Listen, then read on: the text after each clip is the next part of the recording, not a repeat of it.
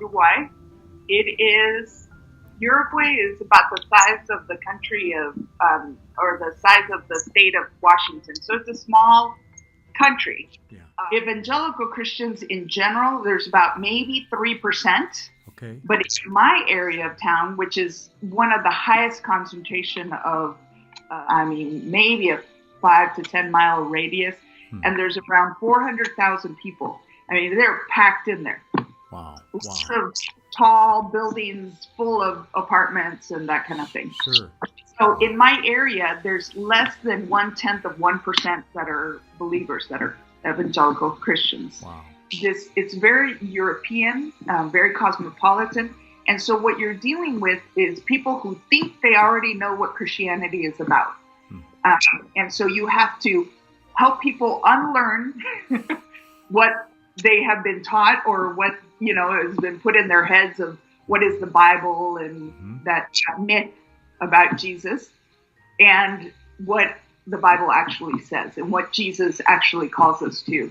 And so it's kind of a double. It's not just presenting the gospel. You have to undo to rebuild. Sure. It's quite a challenging place. Also relationally, you think of Latin America as, the famous phrase of mi casa es tu casa. It's like, my house is your house, come and visit. Well, Uruguayans are more standoffish European than Latin American. They, you start getting to know somebody and they're like, hey, can we go over and hang out at your house? And it's like, well, let's go and hang out at the coffee place. Let's go and eat over here or meet at the park. But it takes a long time for people to invite you into their homes, into their small circle of close friends. One of my experiences in our neighborhood, I helped start it was like a community group around dogs because we all had dogs, but there were no dog parks. And I went out late at night when there weren't any cars because there's no dog parks. My dogs like to run all over the place, and I don't want them to be run over by cars. So I would go out late and meet these other people who are doing the same thing as I am.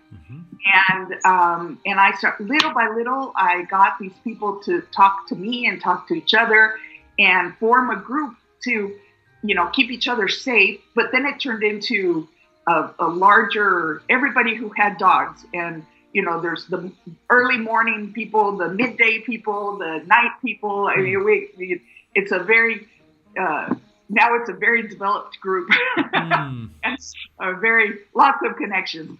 But in the midst of this, it took them a long time. I mean, I could learn their dog names and let our dogs play, but they would stand about 10 feet away from each other and let the dogs interact.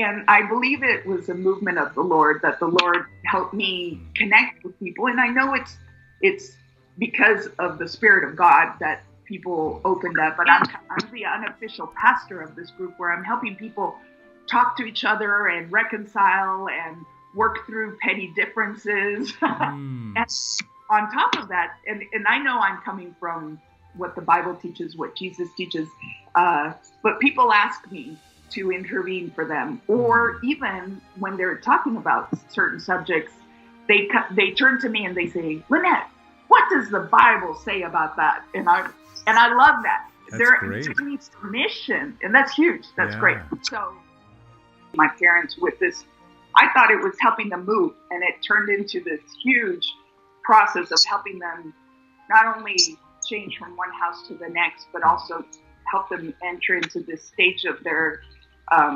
retirement, where my mom is entering the kind of the last stages of dementia and needing to be put into care.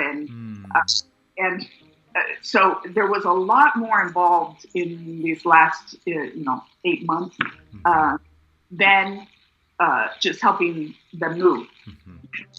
Having healthy goodbyes, with not only people I know, but especially with my family, with my parents, with my mom, where she's at.